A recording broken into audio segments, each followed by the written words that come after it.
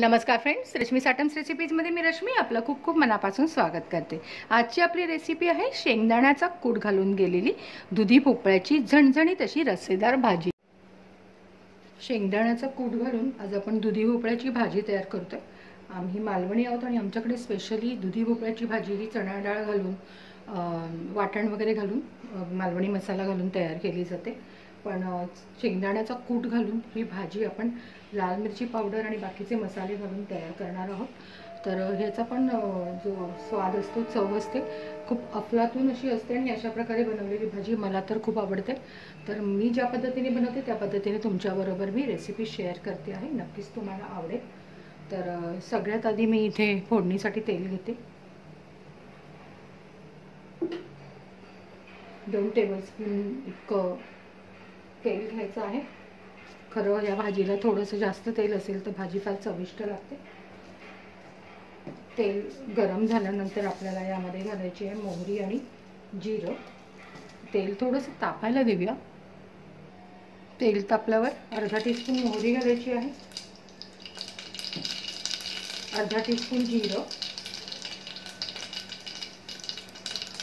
गॅसची फ्लेम कमी ठेवलेली आहे, फोडणी जळू नये म्हणून। 7-8 कढीपत्त्याची पानं, थोडा हिंग, पाव टीस्पून घेऊ शकता। जास्त स्वाद आवडत असेल हिंगाचा तर तुम्ही अर्धा टीस्पून पण घेऊ शकता। आता फोडणीमध्ये घालायचे बारीक चिरलेला कांदा आणि टोमॅटो। इथे 2 मध्यम आकाराचे कांदे आणि 1 टोमॅटो असा बारीक चिरून घेतलाय, तो घालते।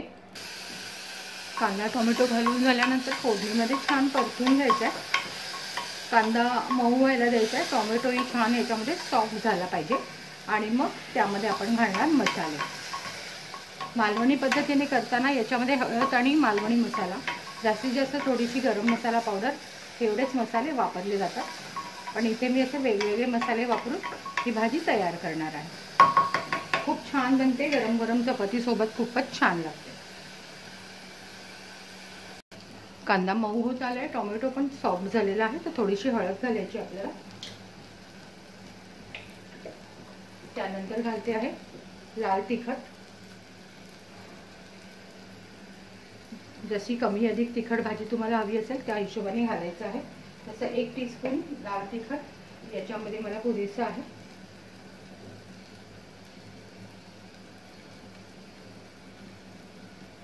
धणा पावडर घातलेली आहे, 1 टीस्पून घाला धणा पावडर आणि अर्धा टीस्पून जिरा पावडर।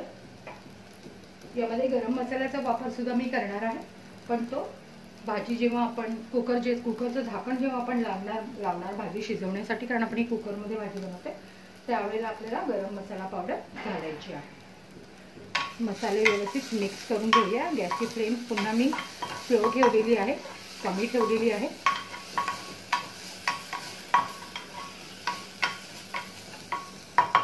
याच्यामध्ये आता मी दुधी भोपळा घालते, साल काढून जो मी बारीक चिरून पाण्यात ठेवलाय, तर तो आता घालते आहे। मी पाण्यात याच्यासाठी ठेवला होता जेणेकरून तो काळा पडू नये। आता मी पाण्यातून काढूनच हा घालते आहे।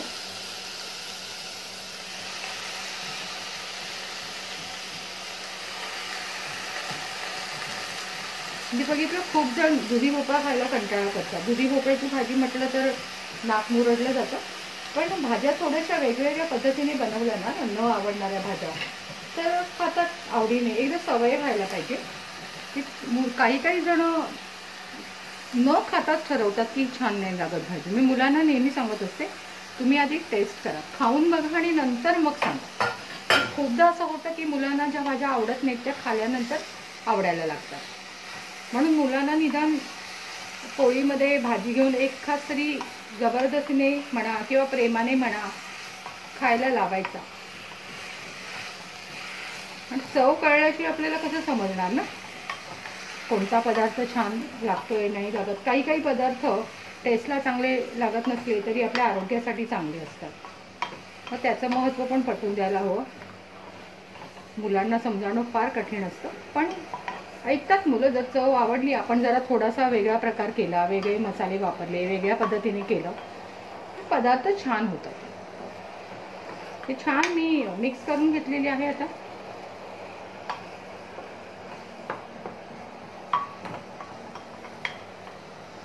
छान. आता चवीसाठी मीठ घालून घेऊया.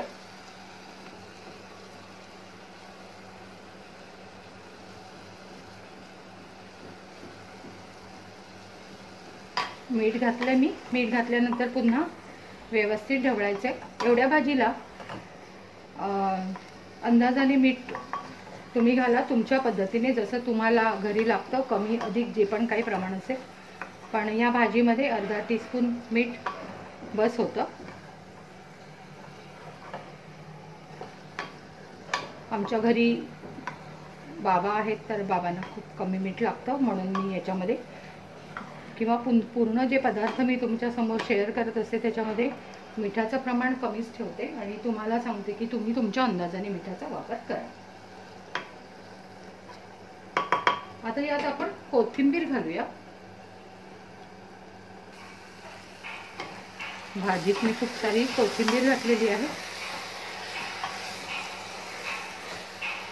कोथिंबीर घातल्यानंतर पुन्हा छान ढवळून घ्यायचं आणि याच्यामध्ये आता मी थोडंसं पाणी घालणार आहे आणि कुकरला झाकण लावून घेणार आहे.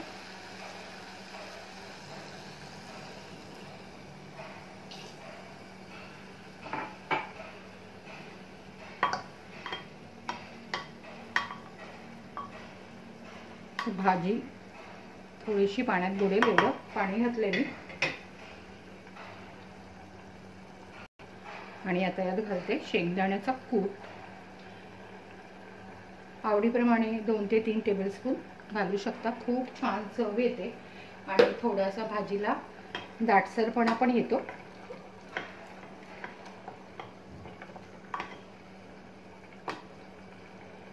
भाजी मी छान मऊसर शिजवून घेणार आहे, त्यामुळे आता कुकरला झाकण लावून याच्या 4 ते 5 शिट्ट्या घेणार आहे. हे लावले कुकरला झाकण. आता 4 ते 5 शिट्ट्या झाल्या की गॅस बंद करणार आहे आणि कुकर थंड झाल्यानंतर मी भाजी तुम्हाला दाखवणार आहे. फ्रेंड्स, 5 शिट्ट्या झाल्यानंतर मी गॅसची फ्लेम बंद केली होती. पूर्ण कुकर थंड झाल्यानंतर मी झाकण काढलेलं आहे आणि बघू शकता मस्त रस्सेदार भाजी आपली तयार झालेली आहे. फ्रेंड्स, शेंगदाण्याचं कूट घातलेली दुधी भोपळ्याची मस्त रस्सेदार भाजी तयार आहे. कुकरमध्ये या भाज्या मी 5 शिट्ट्या घेतलेल्या होत्या आणि 1.5 वाटी पाणी घातलेलं होतं. मस्त रस्सा तयार झालेला आहे. शेंगदाण्याच्या कुटामुळे ह्याला अफलातून चव येते. तर मालवणी पद्धतीची भाजी जशी मी म्हणाले वाटण घालून करतात, त्यात वाटणाचा वापर न करता घातला शेंगदाण्याचा कूट आणि चव आपण भाजीची मस्त वाढवलेली आहे. आता ही भाजी तुम्ही गरमागरम चपातीसोबत खाऊ शकता किंवा गरमागरम भातासोबत पण खूप छान लागेल. नक्की बनवायची आहे फ्रेंड्स. रेसिपी बनवल्यानंतर आवडली तर कमेंट बॉक्समध्ये कमेंट द्यायला फ्रेंड्स प्लीज विसरू नका. माझी आवडलेली रेसिपी तुम्ही कमेंट बॉक्समध्ये मला जर कळवलं ना तर खूप छान वाटतं की बाबा चला आपण एखादा पदार्थ बनवला तर तुम्हाला तो आवडून गेला आणि आनंदही होतो. रेसिपी आवडली तर लाईक करा आणि जास्तीत जास्त शेअर करा, म्हणजे सगळ्यांपर्यंत ही रेसिपी पोहोचेल. जे नवीन नवीन शिकत असतात ना त्यांच्यापर्यंत अशा रेसिपी सोप्या सोप्या पोहोचल्या की खूप छान वाटतं.